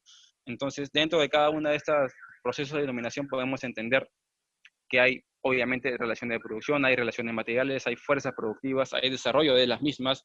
Si bien no hay revoluciones o cambios como tales, como los que anunciaba Marx, digamos, eso sí tendríamos que quitarlo, porque finalmente el marxismo, el capitalismo no se ha transformado, no ha devenido en comunismo, no ha devenido en socialismo, simplemente digamos, en algunas sociedades en particulares el socialismo se estatizó, pero no como una cuestión revolucionaria, en caso de China, por ejemplo, pero creo que en todo caso eso, ¿no? De repente aplicando las cuestiones de dominación, las cuestiones de, por ejemplo, entendiendo la minería, la relación con la tierra, la relación con el trabajo, las condiciones precarias que tienen muchas de estas empresas para entender la relación que tienen con los obreros, la propia relación del Estado, ¿no? Como un aparato político, ideológico, jurídico, que sustenta, por ejemplo, los bienes de propiedad, los bienes de apropiación de ciertos territorios. Creo que hay muchas maneras, ¿no? de entender la situación peruana a partir del marxismo. Obviamente tendría que ser elección del tema, ¿no? O sea, la pregunta es un poco amplia, pero de alguna manera creo que he planteado algunas perspectivas. Claro, claro, hay que, si bien es cierto, son preguntas muy, pero que se merecen casi todo un día para responder, pero vamos aquí lo que estamos haciendo para todo el público presente es tratar de introducirlos a ustedes, invitarlos a ustedes. Entonces, hay que tratar de responder más directamente. Felipe, sé que hay mucho que hablar, pero tenemos un montón de preguntas. A ver, hay dos preguntas, un comentario y dos preguntas. No, una pregunta y dos comentarios en el chat. Lo puedes tú ir leyendo para que la gente se entere y mientras yo te Va, preparo las preguntas de Facebook.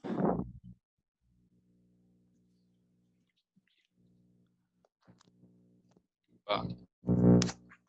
A ver.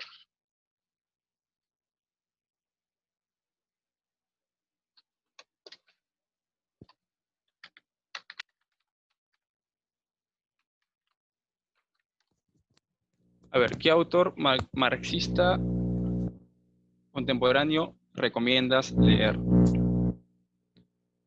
Mm, Autores marxistas, la verdad no podría decir, no sé si hay aún, pero a ver, un momento, creo que hay un autor, un filósofo chileno, que lo que hace es un poco una relectura de Marx a partir del propio Marx, ¿no? Entonces me he basado en ese autor para tocar muchos de los puntos, y sobre todo para la estructura de la exposición, ¿sí?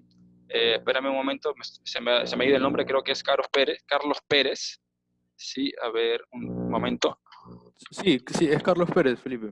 Carlos Pérez, ¿no? Sí, Carlos Carlos Pérez, sí. Pérez. Luego cuando compartamos la biografía, ¿no? Y también el texto que he redactado para este seminario, va a estar la biografía de Carlos Pérez, ¿sí? Que es un filósofo que es hegeliano en sí, pero que toca mucho de la relación de Hegel con Marx, el propio marxismo, entonces hace una relectura bastante importante sobre las categorías, sobre el materialismo histórico, sobre cómo entender a Marx desde el propio Marx, desde sus propias lecturas, incluso recomienda un orden para poder entender a Marx a partir de sus propias obras, ¿no? Entonces, creo que él sería un autor bastante importante para tener una lectura bastante fresca, porque es bastante actual, 2018, 19, 20, 2017, 16, ¿no? Que ha sacado sus artículos, incluso algunos libros, creo también. Creo que principalmente me quedaría con él, no conozco otros autores que sean tan marxistas como él en todo caso, pero esa sería la recomendación. A ver, la otra pregunta es, ¿estás de acuerdo con la interpretación de Gramsci, por ejemplo? Creo que Gramsci se va un poco más a la cuestión del conflicto, a la cuestión digamos, del dominio, de la hegemonía, ¿no? Entonces, creo que sí hay mucha concordancia con el marxismo en sí, si bien no hay una una forma, no abarca completamente el marxismo. Creo que el análisis que hace sobre la categoría en particular que toca, sobre dominación, hegemonía, etcétera, yo creo que, al menos para mí, sí me gustan bastante, ¿no? Sí las he utilizado incluso para hacer algunas interpretaciones sobre algunas situaciones en particular que ya escapan en sí de relaciones materiales, ¿no? Relaciones económicas. Así que yo estaría de acuerdo, ¿no? Con, al menos a grandes rasgos, para, como dice Esteban, sintetizar mis respuestas con esa parte de la interpretación de Gramsci. A ver, la otra parte, la otra pregunta de Jorge Osvaldo dice, en parte, en la gran visión modernista de que las creencias o comportamientos descansan en una realidad fundamental, para Marx esa realidad determinada era el modo de producción. No sé si es una pregunta o es solamente un comentario, Jorge Osvaldo. Tomémoslos como comentario, ¿sí? Como argumento, tal vez quisieras responder. Me parece que es un comentario, ¿no? De que las creencias o comportamientos descansan en una realidad fundamental, pero más esa realidad determina el modo de producción. Sí, básicamente creo que es lo que hemos hablado, ¿no? O sea, de que las creencias o comportamientos, o sea, tienen una base material que vendría a ser el modo de producción. Entonces, si entendemos, digamos, eh, mmm, digamos, desde la visión modernista, yo creo que la visión modernista está un poco sesgada en ese punto, ¿no? Porque, digamos, la visión modernista, más que ir hacia la base de la sociedad, apunta hacia la que puede ser. Exactamente, ¿no? Apunta más a una cuestión a la base cultural, exactamente, ¿no? Porque, digamos, muchos dicen que en sí, digamos, el sistema económico es el capitalismo, mientras que la base cultural del capitalismo es la modernidad, o, claro, es la modernidad o lo moderna, ¿no? Entonces, creo que la modernidad se mantiene en un nivel, o la interpretación moderna, en un nivel que escapa un poco de esa interacción con el modo de producción, digamos, a nivel de discurso, ¿no? Obviamente entendemos que la modernidad tiene un sustento también en una base económica que es la base capitalista. Y bueno, eso, ¿no? Ok, sigamos No con sé. los comentarios en Facebook, ¿sí? Aquí hay un par de Va. preguntas. Dice, bueno, igual Percy Paredes nos pregunta, ¿por qué no se estudia el marxismo en la universidad? Así, brevemente, tu interpretación, o tal vez dices que sí, a ver, ¿qué nos puedes responder brevemente?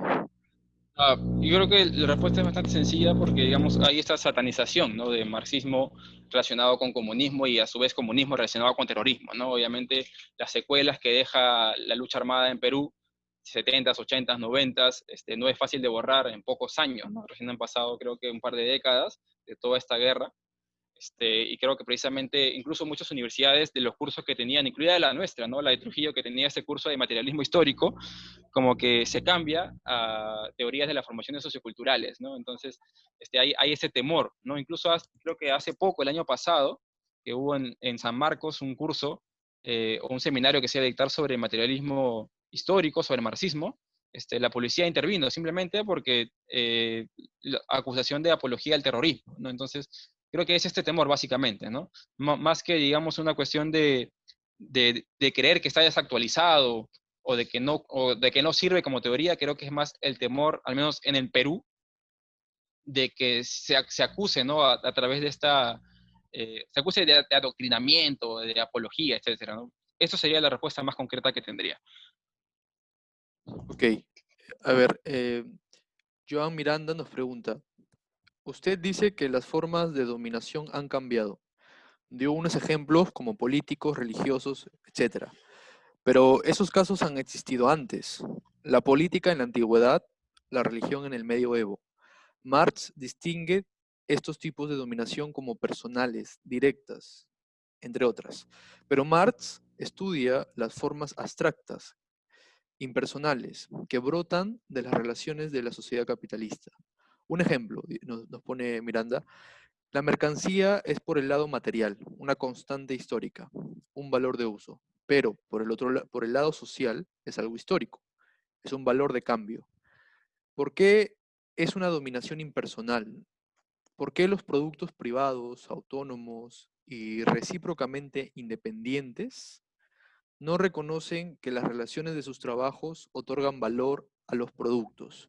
Un poco larga la reflexión, pero vale la pena de repente responderlo. A ver, A ver, me voy conversemos. a quedar solamente en la primera parte sobre cuando digo que ha habido un cambio en las formas de dominación, ¿no? Obviamente, digamos, en el periodo en el que Marx escribe, el capitalismo es salvaje, así, salvaje, salvaje y directo, ¿no? O sea, la explotación es evidente, la gente muere en fábricas, explotación de niños, mujeres, etcétera, ¿no? Entonces, obviamente, cuando él escribe, digamos, con las vísceras, postulando la abolición del capitalismo, la revolución, el cambio, el proletariado unido para vencer a la burguesía en una guerra sangrienta, etcétera, está hablando de este tipo está, digamos, intentando abolir o entender eh, esta dominación que es así de salvaje, así de grosera, ¿no? Entonces, obviamente lo que estoy hablando cuando hablo de formas de dominación, me estoy, digamos, siguiendo la misma línea de Marx, ¿cierto? No estamos hablando de dominación, obviamente, de otro tipo de sociedades que no vendrían al caso porque no cumplirían con el requisito, o en todo caso no tendría sentido porque Marx no las entiende, no las analiza. Entonces, la actualidad es totalmente distinta. El capitalismo se ha transformado precisamente gracias, en muchos sentidos, a los aportes de Marx o a las críticas que Marx le hacía, ¿no? Ya estamos hablando de seguros de vida, estamos hablando ya de otro tipo de discursos, del emprendedurismo, estamos hablando, por ejemplo, ya de eh, liberalismo, neoliberalismo, estamos hablando también eh, estamos hablando de todo tipo de contratos, estamos hablando de derechos del niño, derechos de la mujer, derechos del trabajador, etcétera. Digamos, la dominación se ha transformado porque ya no es la misma, simplemente. Ha transformado precisamente para intentar, al menos o por lo bajo, o de hacerlo de forma mucho menos evidente, que cada uno de los sujetos siga haciendo lo mismo que en el siglo XIX, trabajando, produciendo dinero para los capitalistas, los burgueses, etcétera, como quieran llamarlo, pero bajo otras condiciones simplemente, ¿no? O sea, ya estamos hablando de dominaciones que son mucho más estratégicas que las que existían en ese periodo. Creo que esa sería la respuesta más concreta. Ok, a ver, hay un comentario también de Percy Paredes, nos dice que el marxismo es una teoría científica que estudia la realidad, haciendo uso de una serie de categorías y metodologías. Es dinámica y está permanentemente en cambio y actualizándose. De esa manera se plantea el estudio de la realidad y arriba también nos dice que uno de los principios del marxismo es la dialéctica, que viene a ser la contradicción. Podemos aplicarlo a nuestra realidad actual. Bien. Otra pregunta es de Mon José. Dice, ¿podemos hablar de una antropología marxista? ¿Qué caracteriza a los análisis marxistas desde la antropología? Muy buena pregunta. Ajá. Bueno, creo que antropología marxista, netamente así como marxista, no ha habido, ¿no? Entonces ha habido como que marxismo ya reinterpretado, ¿no? Por ejemplo, el marxismo estructural o estructuralismo marxista, etcétera, como quiera llamarlo. También, por ejemplo, los estudios de género, que también tenían una tendencia marxista en muchas de sus ramas, etcétera, ¿no? Pero digamos, caracterizar en sí una antropología marxista a partir de qué es lo que han utilizado y qué no, creo que sería difícil porque, como te digo, ha habido muchas interpretaciones de Marx dentro de la antropología, ¿no? Diversas. Por ejemplo, en el estructuralismo básicamente lo que tomaban eran relaciones de producción, fuerzas de producción y de qué manera esta base económica, y, al igual que Marx, podía sostener una superestructura, por ejemplo, ideológica, mitológica, etcétera, ¿no? Sobre todo en sociedades que eran consideradas en aquel entonces primitivas. ¿No? Como lo dije ya hace un momento con la segunda pregunta, si no me equivoco, yo considero que entender las relaciones sociales digamos, no necesariamente como económicas, nos podría llevar a interpretaciones mucho más fructíferas, ¿no? Para entender, por ejemplo, estructuras simbólicas, superestructuras ideológicas, políticas que escapan en sí, digamos, de tener una correspondencia necesaria con la base material. Entonces, sobre todo, cuando hablamos ya, por ejemplo, de estudios de género y marxismo, lo que toman básicamente es la cuestión de dominación, la cuestión de lucha de clases, sobre todo la lucha de clases, ¿no? Ha sido sobre todo bastante tocado en antropología peruana, ¿no? Para hablar de diferencias, incluso, por ejemplo, cuando Bourdieu hace su análisis también de clases, se vuelve bastante marxista, ¿no? Porque de alguna manera también las distinciones que hay entre las clases que existen, entre las clases, digamos, que si bien no se pueden delimitar, digamos, con una buena estadística, una base etnográfica, se pueden delimitar y se puede entender también de qué manera cada clase se produce a sí misma, este, como sujetos sociales, como digamos, cómo generan discursos para legitimarse, para legitimar la propiedad, legitimar sus modos de vida, etcétera, ¿no? Creo que básicamente eso sería la forma, las categorías, que han utilizado el marxismo son más que nada las que parten de la base económica hacia arriba, ¿no? Las superestructurales, para entender la política como una forma de dominación, para entender, por ejemplo, los discursos igualmente como una cuestión de legitimación, para entender los mitos como relacionados directamente a la base material, para entender la religión igualmente de esa misma forma, ¿no? Creo que es la forma general que se ha entendido o que se ha tomado la antropología dentro de el marxismo dentro de la antropología, y en un menor grado quizá, ya, por ejemplo, si hablamos de antropología económica, ya se han ido directamente a relaciones económicas, ¿no? Producción, el mismo Bayerten, ¿no? Cuando habla de la moneda de la sal, ¿no? Y, digamos, hace esta extrapolación, esta analogía para entender con categorías capitalistas lo que estaba sucediendo con los barullas, ¿no? Entonces, básicamente creo que es eso, ¿no? Se han tomado muchas partes del marxismo, ¿no? De diferente forma. Ok. Terry Hoops, disculpa si estoy diciendo mal tu apellido, Terry, pero él más que todo nos recomienda a David Harvey, ¿no? Que es un marxista del espacio y que tiene una serie de clases sobre el Das Kapital. Efectivamente, gracias por la recomendación, Terry. Una pregunta adicional de Facebook es, igual de Mon José, dice, la crítica del Estado de Marx, ¿es pertinente únicamente en las sociedades modernas? Los estudios de antropología política, como los de Clastres y Gledhill, hablan del poder en sociedades primitivas, pero no necesariamente un Estado. ¿Qué opina de esta cuestión? Eh, ¿Puedes repetirme la pregunta, por favor? Claro, claro, claro. A ver, dice, la crítica del Estado de Marx, ¿sí? Ujú. ¿Esta crítica es solamente para las sociedades modernas? Porque él dice, ¿no? Hay estudios de antropología política, como los de Clastres y Gledhill, que hablan del poder en sociedades primitivas, pero no necesariamente en un Estado. Entonces, ¿qué opina de esta cuestión, no? O sea, ¿qué opina de esta evidencia que presenta José? Ujú. A ver, primero que, bueno, yo he leído Clastres, el otro autor no lo he leído, pero Clastres es antimarxista. De hecho, él critica mucho al marxismo, critica a Baudelaire, le da con palo, ¿no? Porque no considera que en todo caso las categorías de marxismo son demasiado evidentes para postularlas como teoría.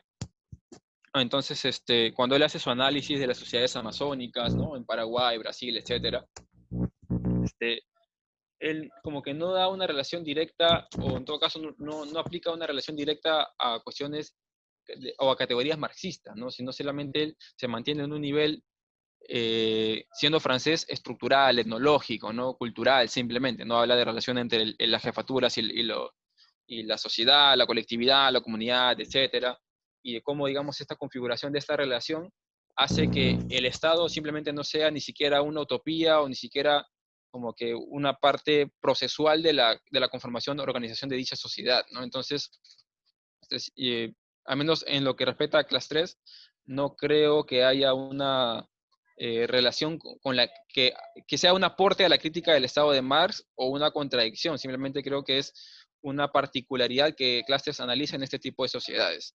En cuanto al otro autor, simplemente no sabría decirlo porque no lo he leído. Hay una pregunta ahí en el chat. Respondemos y regresamos a una última pregunta en Facebook y con eso ya culminamos. Va, a ver, una pregunta en el chat, ¿dónde está? ¿Cuál es la diferencia por la relación o diferencia entre marxismo, comunismo y socialismo? Ok, primero voy con comunismo y socialismo, ¿sí? Socialismo, o sea, entender, digamos, en primer lugar, qué es sociedad y qué es comunidad, ¿sí? Comunidad viene, digamos, incluso de su raíz, la palabra común, en la que todos son comunes, todos son iguales, ¿sí? Sociedad ya en sí está refiriéndose a una estratificación. Ya no todos son comunes, sino ya hay un tipo de estratificación sencilla, compleja, contradictoria, etcétera, pero hay una estratificación. Entonces, digamos, lo que comúnmente se entiende es que cuando se va a abolir el capitalismo, el primer nivel, digamos, de desarrollo futuro es el socialismo, que vendría a ser como que el intermedio entre capitalismo y socialismo, ¿no? ¿Por qué? Porque todavía hay una estructura que está regulando en sí, digamos, todo lo que se ha ganado el capitalismo, las fuerzas productivas, se están modificando las relaciones de producción para entrar a lo que vendría a ser el comunismo, ¿no? Entonces, el socialismo incluso es, digamos, por ejemplo, lo que se denomina, ¿no? Los países como Cuba, Rusia, China, o sea, ninguno en sí es comunista, todos son socialistas porque están conformados por un Estado que es por sí estructural, que tiene ciertos poderes, ciertas eh, capacidades, ciertos monopolios de ciertos aspectos de la sociedad, ¿no? Entonces, como que todavía son estructurales. Entonces, estamos hablando de sociedades socialistas. Comunismo es ya cuando se abole en sí, cuando se va a abolir toda esa estructura, simplemente quedan sujetos ya todos distribuidos de forma igual en medios de producción, en cuanto a relaciones de producción y en cuanto a la producción misma en sí. Entonces ya comunismo es en la que, digamos, como decía un profesor de nuestra escuela, ya cuando el ser humano se entiende ya como especie en sí misma y tiene esta reciprocidad en el actuar para con los otros, ¿no? Entonces, básicamente, esa sería una distinción entre estos dos. Y marxismo, marxismo es muchas cosas, ¿no? Marxismo es la teoría política en sí del comunismo, marxismo es en sí la crítica a la sociedad capitalista, marxismo es en sí el materialismo histórico que postula, entonces marxismo simplemente es todo lo que propuso Marx, ¿no? Porque de ahí viene su nombre, básicamente como decir cristianismo, ¿no? Cristianismo es todo lo que predicó Jesús, Jesucristo, ¿no? Marxismo es todo lo que predicó o todo lo que postuló Marx, así de sencillo. Bien, y para una última pregunta que tal vez se repite, o en realidad se repite, pero vamos a darle una chance más a responderlo, tal vez Felipe, de una forma un poco más pegada a un ejemplo, para que nuestros espectadores nos entiendan un poco más, que es cómo se aplicaría el marxismo o las categorías que tú has explicado a nuestro país, ¿no? Y tal vez podríamos llevarlo a la historia reciente, ¿no? A ver, ya, entonces vamos por una cuestión. A ver, tomamos un caso, ¿sí? Por ejemplo, una- un, un problema socioambiental en X comunidad, ¿no? Obviamente, cuando vamos a analizar esta cuestión, lo primero que vamos a ver es, digamos, la comunidad, cómo se relaciona esta comunidad con su territorio, ¿no? Con su ambiente, con su territorio, etcétera. Entonces, si bien hay muchas formas de entender esta relación, o en todo caso, no de entenderla, sino de o sea, hay muchas formas de la sociedad relacionarse en sí con su medio ambiente, con su territorio, etcétera, ¿no? En muchos casos, digamos, o el común dentro de sociedades capitalistas, la relación más evidente es la relación económica, la relación de que la comunidad dice, ¿sabes qué? Yo necesito este territorio, o me siento identificado con ese territorio. ¿Por qué? Porque es el territorio que me da de comer, es de donde yo extraigo digamos, eh, los objetos o los materiales de donde yo voy a producir tanto mi alimento, mi subsistencia, como digamos, los instrumentos que me van a permitir a su vez transformar esa naturaleza en cuestiones culturales para yo alimentarme, vestirme, construir mis viviendas, etcétera. Entonces, esa es una forma, por ejemplo, ya de entender aplicar categorías en un primer nivel de este tipo de relación. Obviamente ya si en sociedades, por ejemplo, amazónicas, que son más común, donde las relaciones no son necesariamente económicas y no son simbólicas, simplemente el marxismo no es aplicable, ¿no? Porque ya estas sociedades establecen relaciones con sus medios ambientes, con su biología, que son mucho más simbólicas, o mejor dicho, que son simbólicas, son cosmológicas, ¿no? No lo ven necesariamente como un banco digamos, de recursos, sino lo ven ya como una deidad, como una cuestión ya originaria, etcétera, cuestión mitológica, ¿no? Entonces, simplemente en esos casos no aplicaría marxismo. A ver, seguimos de nivel, ¿no? Digamos, este es un primer nivel entendiendo relación entre comunidad y territorio. Un segundo nivel sería obviamente entendiendo relación de empresa, pongamos el caso, con comunidad. Obviamente hay una relación que podríamos entenderla en sí como una relación de clase, no entre clase proletariado y burguesía, porque no sería el caso. La relación de proletariado y burguesía sería directamente en la empresa, ¿no? Entre los que componen en sí, digamos, la administración de la empresa, y el proletariado sería obviamente las personas que venden su fuerza de trabajo para poder conseguir dinero y poder subsistir, y a su vez subsistir para poder seguir trabajando. Entonces, dentro de la empresa, obviamente, hay esta relación de dominación, de estas relaciones de clase, que podrían también ser muy bien aplicables para entender el marxismo dentro de ella. Ahora, empresa y comunidad, obviamente, estaríamos hablando ya de una cuestión mucho más política, ¿no? Porque obviamente la empresa está enmarcada dentro, o mejor dicho, está configurada dentro de lo que vendría a ser un marco legal de propiedad, otorgaciones del Estado, etcétera. La comunidad igualmente está inmiscuida en cuestiones de derecho constitucionario, etcétera. Digamos, estas cuestiones culturales también escapan un poco al marxismo. Pero ya si vamos, digamos, al conflicto en sí, al meollo, podríamos entender que de repente hay una contradicción en sí entre dos grupos que simplemente tienen dos intereses distintos en cuanto a un mismo recurso que vendría a ser el territorio. Mientras uno lo entienden, digamos, económicamente en relación a subsistencia, otros lo entienden económicamente en relación a ganancia y producción global. Estaríamos hablando en todo caso de lo que en este momento se denomina la globalización, ¿no? Cuando lo local en sí se vuelve global, no necesariamente como una cuestión de globalización, de exportación, sino cuando el conflicto en sí, de ser un conflicto local en sí, de una relación local, se convierte en una relación contradictoria que tiene un carácter global, de afectar en sí o de mantener relaciones con toda la globalidad. ¿Por qué? Porque estas empresas no son ya, digamos, de carácter local, regional, ni siquiera nacional, sino son de carácter internacional o simplemente transnacional, ¿no? Entonces, creo que con ese ejemplo ya querían saldado varias categorías que podrían utilizarse, por ejemplo, para entender ese tipo de problemas, ¿no? Y ya con la cuestión, por ejemplo, de la superestructura político-ideológica, obviamente, que es la que sustenta las cuestiones de propiedad, las cuestiones de legitimación,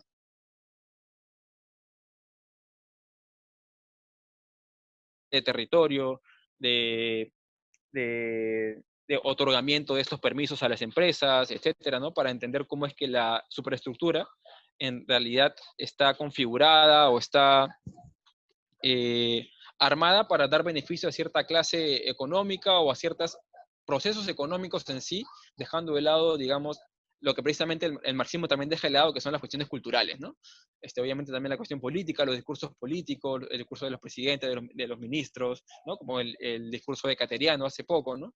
Que tiene, digamos, toda esta apología hacia la cuestión minera.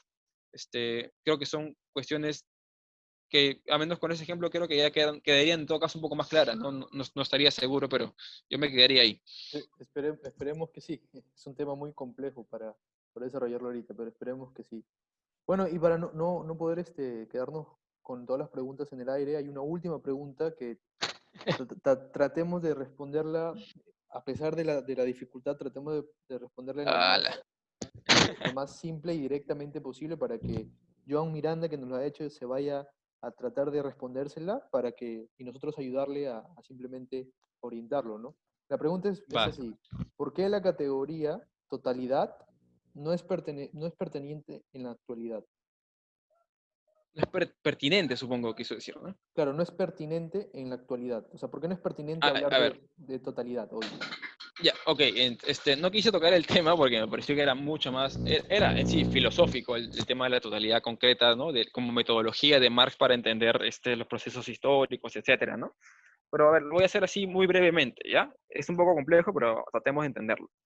Entonces, digamos, es a su vez una especie de teoría de conocimiento que postula Marx, ¿no? En relación a las categorías hegelianas de la totalidad concreta. Entonces, lo que Marx creía era que él podía abarcar cognitivamente, digamos, siendo riguroso científicamente, la realidad social o la realidad per se, no la realidad en sí. Entonces, él decía, ¿no? Por ejemplo, yo puedo abarcar un fenómeno como, por ejemplo, la sociedad feudal, así de general, ¿no? La sociedad feudal o la producción en la sociedad feudal. A partir de esta producción, a ver, espérenme un momento, por favor, creo que acá tengo algunas cuestiones sobre ese tema.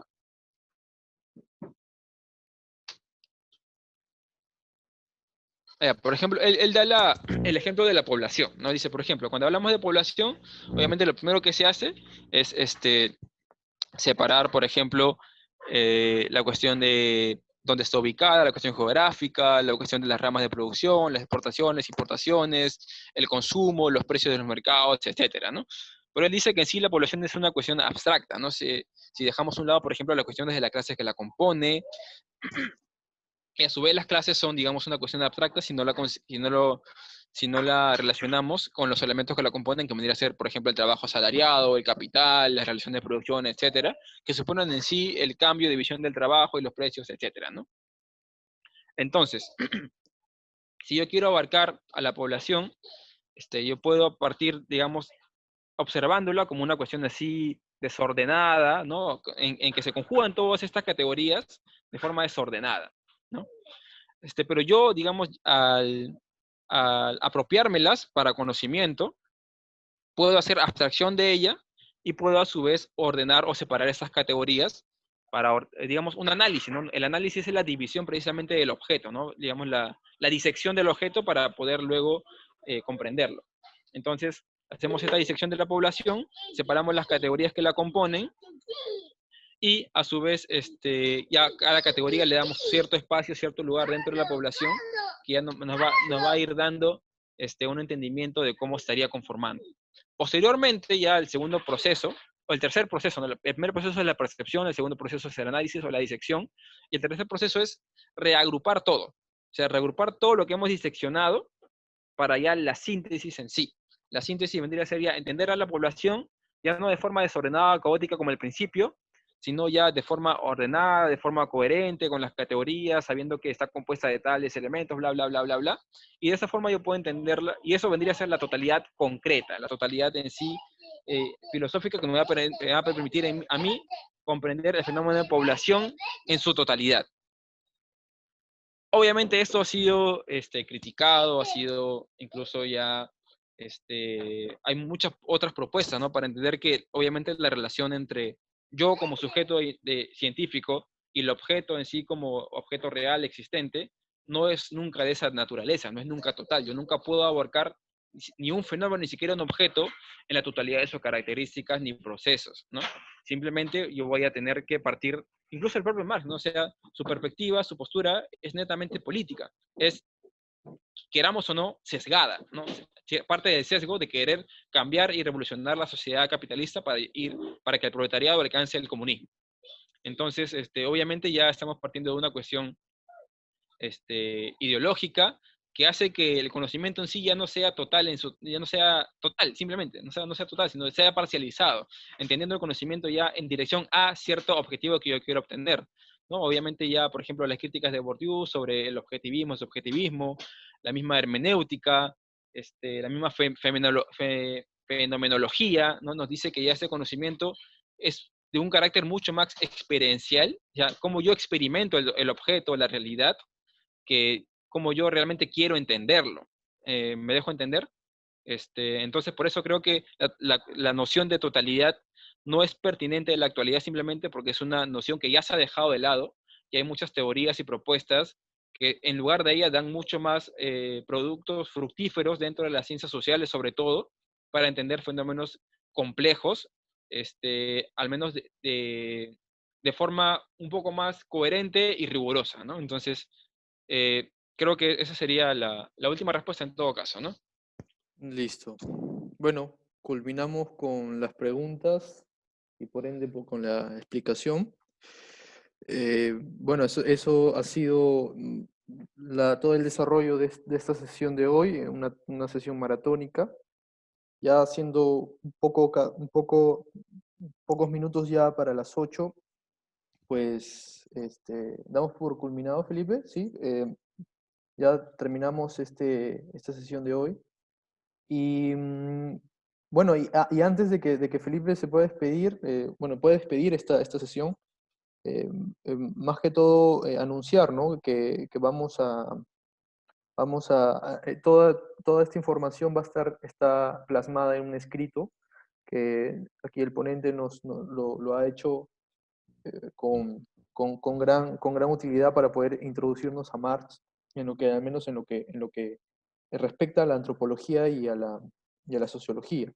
El, el- y ahí también vamos a enviar, terminando ya todas las 4 sesiones, vamos a enviar la bibliografía que nosotros hemos recogido, hemos seleccionado para poder tratar estos temas. Y bueno, invitarlos, seguir conectados para el día de mañana, en el cual vamos a hablar sobre Max Weber, que es también un sociólogo alemán muy importante para la sociología, pero vamos a tratar de descubrir por qué es importante para la antropología, ¿sí? Porque casi es un pensador muy discriminado en el pensamiento antropológico. Y nada, agradecer muy encarecidamente a los participantes, agradecer a los espectadores de Facebook por su gran sintonía, por su gran interés en estos temas que normalmente no pasan desapercibidos en la universidad y en realidad tienen una importancia enorme para poder introducirnos en los estudios sociales. Bueno, agradecerles reiteradamente su participación y espero verlos mañana y la otra semana tratando ya la escuela francesa y la escuela norteamericana. Si, Felipe, tal vez quieres decir algo para poder finalizar. Claro, solo agradecer a todos los participantes interesados en este tipo de temas, que si bien son teóricos, obviamente nos ayudan a entender aspectos de la sociedad que son bastante importantes, ¿no? Como le decía, si bien no podemos aplicar Marx a todo, hay puntos importantes que sí es necesario aplicarlo para poder entender mucho más a profundidad la forma en que está compuesta nuestra sociedad, al menos como origen del capitalismo, ¿no? Como dice Esteban, he redactado un texto en el que básicamente eh, está toda la exposición que he hecho hoy día, obviamente con algunos detalles adicionales que no se han podido hablar por cuestiones de tiempo. Se va a estar compartiendo este documento, también bibliografía recomendada, es la que he utilizado y también algunas otras que también podrían servirles a ustedes para que puedan ampliar su conocimiento sobre Marx en general, Marx en sí mismo y también sobre el materialismo histórico, ¿no? Entonces, solo eso, agradecerles por su interés, gracias por las preguntas también que nos